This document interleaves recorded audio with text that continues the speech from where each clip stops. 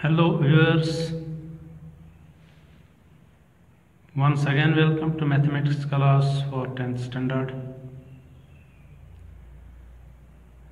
We are dealing with the statistics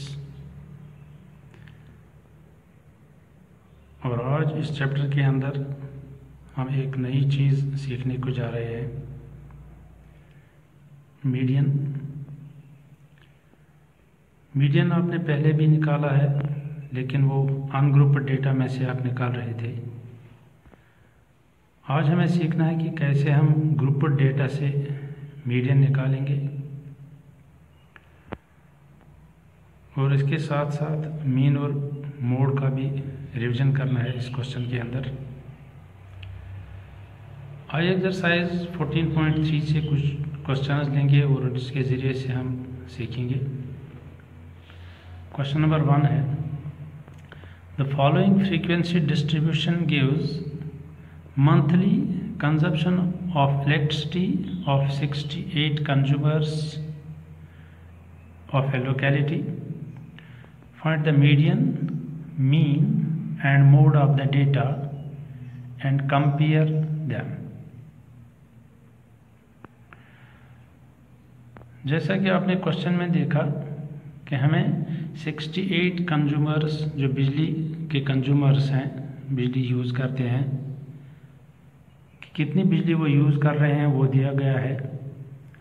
हमें इस data से मीडियन निकालना है और साथ साथ मीन और मोड भी निकालना है, जो हमने पहले ही सीखा हुआ है। अब डेटा ये है मंथली कंजप्शन इन यूनिट्स और यहाँ से नंबर ऑफ कंज्यूमर्स। 4 कंज्यूमर्स इस लोकेलिटी में ऐसे हैं जो मंथली 65 यूनिट से लेकर 85 यूनिट्स तक बिजली यूज़ करते हैं। इस तरह से 5 कंज्यूमर्स ऐसे हैं जो 85 यूनिट से लेकर 105 यूनिट्स तक कंज्यूम करते हैं। 13 कंज्यूमर्स 105 से लेकर 125 यूनिट्स तक यूज़ करते हैं। 20 कंज्यूमर्स 125 से 145 यूनिट्स तक यूज़ करते हैं।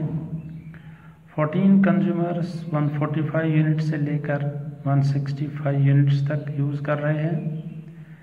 8 कंज्यूमर्स 165 से 185 यूनिट्स तक यूज़ करते हैं और 4 कंज्यूमर्स ऐसे हैं जो 185 यूनिट से लेकर 205 यूनिट्स तक एक मंथ में बिजली यूज़ कर रहे हैं।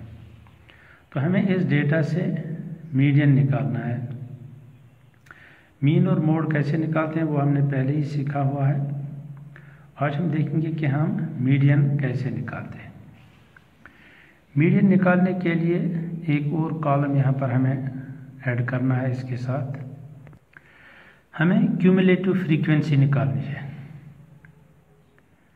यानी कि इन फ्रीक्वेंसीज को स्टेप वाइज ऐड करना है। जैसे पहले क्लास की फ्रीक्वेंसी 4 है, इसकी क्यूमुलेटिव फ्रीक्वेंसी भी 4 है, क्योंकि यहाँ तक टोटल फ्रीक्वेंसी 4 है।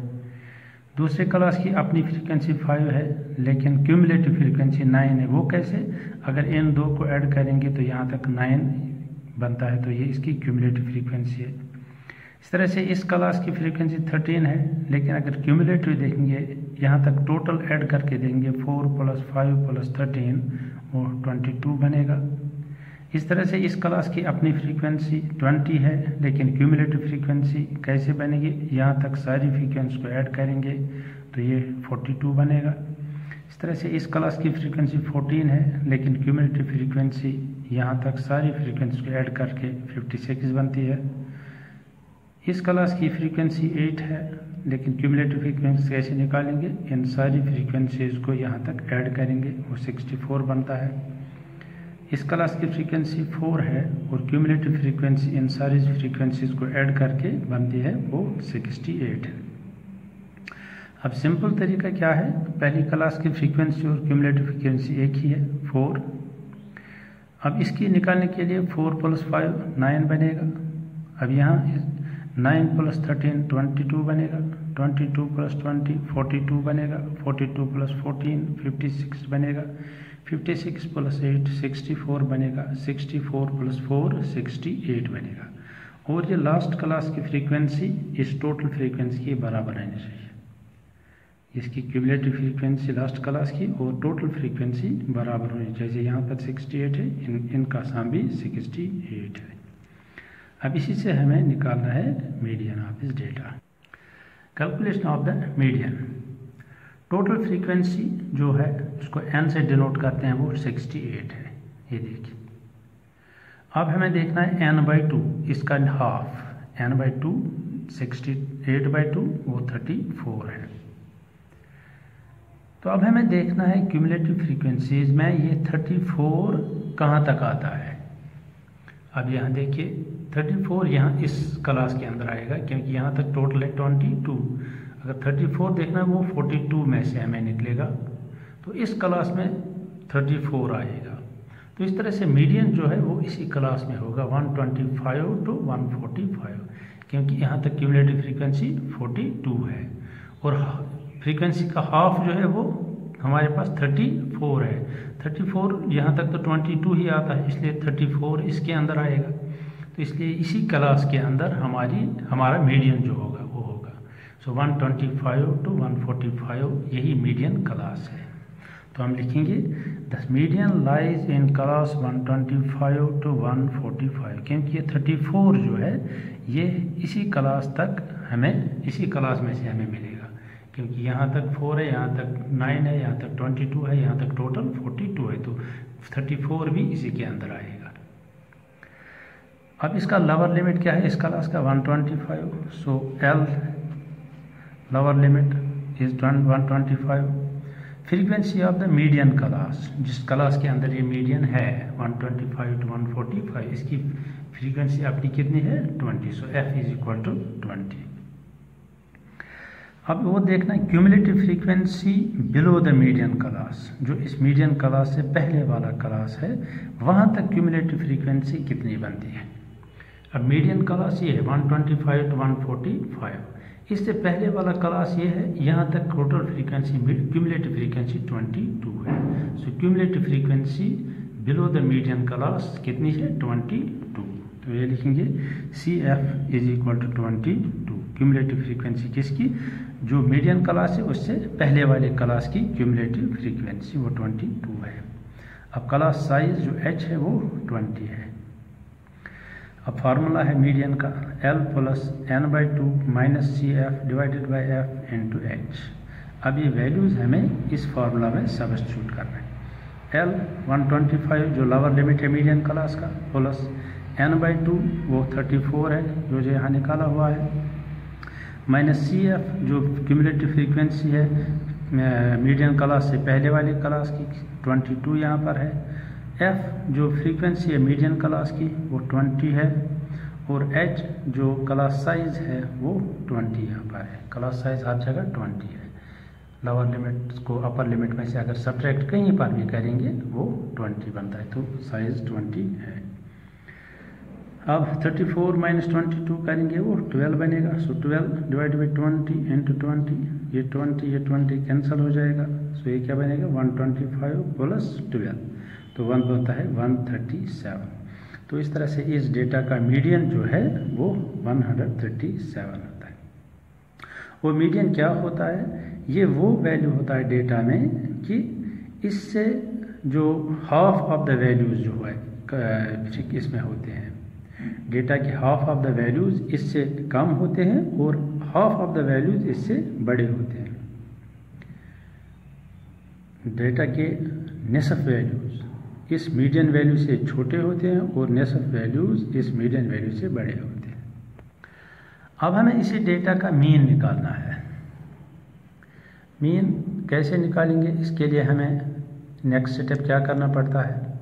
नेक्स्ट स्टेप हमें इन क्लासेस का मिड पॉइंट या क्लास मार्क निकालना पड़ता है। अब आइए क्लास मार्क निकालते हैं।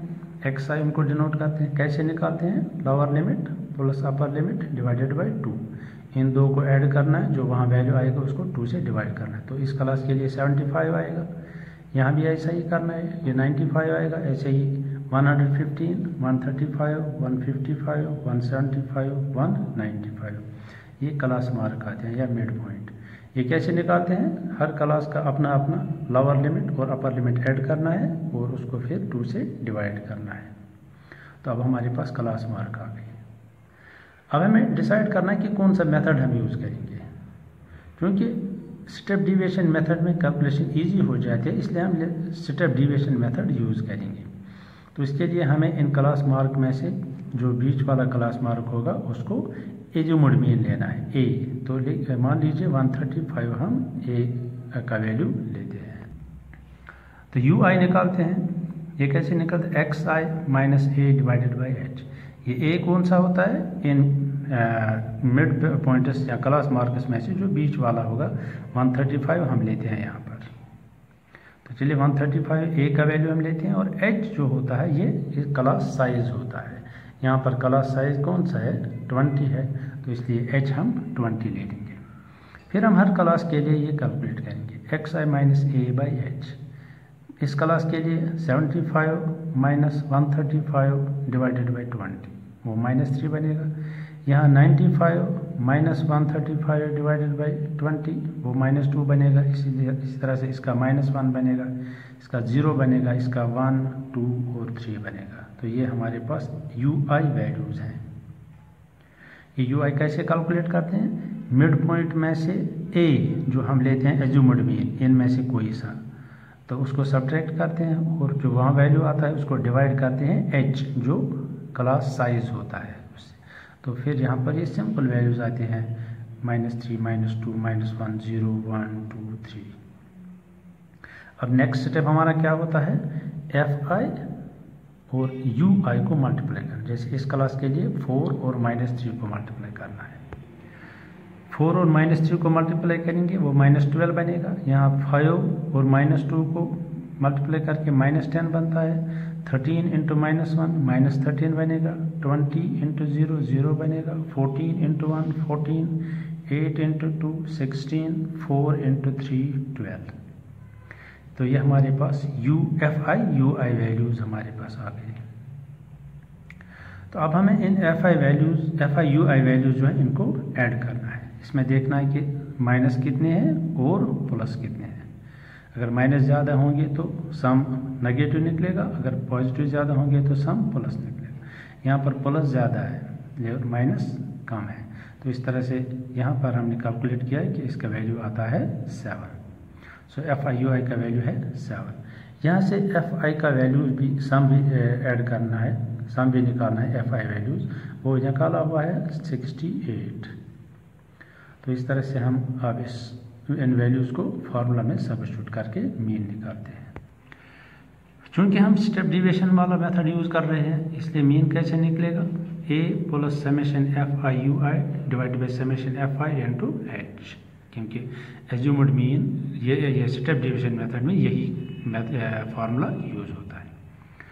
तो ए जो हमने लिया है 135, summation F I U I table में हमने निकाला 7, समेशन एफ आई 68 और एच 20। अब 20 और 7 को मल्टीप्लाई करेंगे ये 140 बनेगा डिवाइड बाई 68। 140 बाई 68 का वैल्यू निकालते हैं वो बनता है 2.06। तो ये 135 ऐसे ही चलता है। 135 को ऐड करेंगे 2.06 तो वो बनेगा 137.06 यूनिट्स। तो इस तरह से मीन जो इस डेटा का है वो है 137.06। ये आपने पहले भी सीखा हुआ है कि कैसे मीन निकालते हैं। अब इसी डेटा का हमें मोड निकालना है। तो मॉडल क्लास पहले देखेंगे कि मॉडल क्लास कौन सा है। मॉडल क्लास कौन सा होता है, जिसकी फ्रीक्वेंसी सबसे ज़्यादा होती है। यहाँ देखते हैं किस क्लास की फ्रीक्वेंसी सबसे ज़्यादा है, 20 है सबसे बड़ी फ्रीक्वेंसी। तो ये किस क्लास की है, 125 to 145। तो इस तरह से मॉडल क्लास जो है वो 125 to 145, क्योंकि इसकी फ्रीक्वेंसी सबसे ज़्यादा है 20। So modal class is equal to 125 to 145, क्योंकि सबसे ज़्यादा फ्रीक्वेंसी इसी क्लास की है टेबल में। इसका लोअर लिमिट क्या है, 125। अब देखते हैं फ्रीक्वेंसी ऑफ मॉडल क्लास। जो ये मॉडल क्लास है 125 to 145, इस की फ्रीक्वेंसी कितनी है। वो हमने देखा कि वो 20 है, क्योंकि सबसे बड़ी फ्रीक्वेंसी यही है। फिर निकालना है frequency of the class preceding हो गया इससे पहले, प्रीसीडिंग द मॉडल क्लास, जो 125 to 145 क्लास है, इससे पहले जो क्लास है उसकी फ्रीक्वेंसी कितनी है, वो हमने टेबल में देखा कि वो 13 है। मॉडल क्लास ये है, इससे इसकी फ्रीक्वेंसी 20 है, और इससे पहले जो क्लास है उसकी फ्रीक्वेंसी 13 है, और इस मॉडल क्लास के बाद जो क्लास है उसकी फ्रीक्वेंसी 14 है। सो F0 13 है, F1 20 है और F2 14 है। तो frequency of the class preceding the model class F0 वो 13 है, और frequency of the class proceeding जो उसके बाद आता है, प्रोसीडिंग द मॉडल क्लास उसके बाद आने वाला क्लास, उसकी फ्रीक्वेंसी F2 वो 14 है। और क्लास साइज जो है ये हमने पहले भी देखा, इसमें वो 20 है, हर क्लास का साइज 20 है। अब मोड निकालते हैं, फार्मूला क्या है, L plus F1 minus F0 divided by twice F1 minus F0 minus F2 into H। तो अब इन वैल्यूज को सब्स्टिट्यूट करते हैं जो ये यहाँ हमने निकाले हुए हैं। L 125 यहाँ हमने निकाला हुआ है, इन प्लस F1 वो कितना है 20 है, माइनस F0 वो 13 है, divide by twice F1, so 2 into 20 minus F0 minus 13 और माइनस F2 वो है 14 इंटू H वो 20 है। तो अब इसको कैलकुलेट करते हैं, पहले 20 में से 13 सब्ट्रैक्ट करेंगे वो 7 आएगा, 2 इंटू 20 वो 40 आएगा, माइनस 13 और माइनस 14 माइनस 27 बनता है इंटू 20। सो आगे 125 ऐसे ही प्लस 7 डिवाइड बाई 40 में से 27 सब्ट्रैक्ट करेंगे वो 13 बनेगा इंटू 20, 7 इंटू 20 वो 140 बनेगा डिवाइडेड बाई 13। तो इसका वैल्यू निकालते हैं, 125 ऐसे ही, और इसका वैल्यू बनता है 10.76। अब इनको ऐड करते हैं, वो बनेगा 135.76 यूनिट्स। इस तरह से जो इस डेटा का मोड है वो है 135.76। इस तरह से हमने इस टेबल का, इन वैल्यूज़ का, इस डेटा का हमने मीन निकाला, मोड निकाला और मीडियन भी निकाला, जो हमने आज पहली बार निकाला। तो मीडियन हमारे पास आ गया 137 यूनिट्स। इसका मतलब है जो इन कंज्यूमर्स हैं, हाफ ऑफ द कंज्यूमर्स उनका कंजप्शन है 137 यूनिट से कम, और नेक्स्ट हाफ जो कंज्यूमर्स का उनका कंजप्शन है 137 यूनिट से ज़्यादा।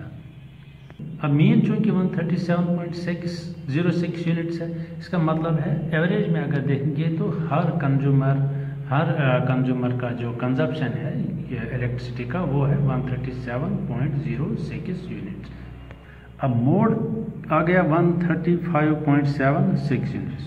इसका मतलब है मैक्सिमम नंबर ऑफ कस्टमर्स जो इसमें है, कंज्यूमर्स जो इसमें है, उनका कंजप्शन जो इलेक्ट्रिसिटी है वो 135.76 यूनिट्स है।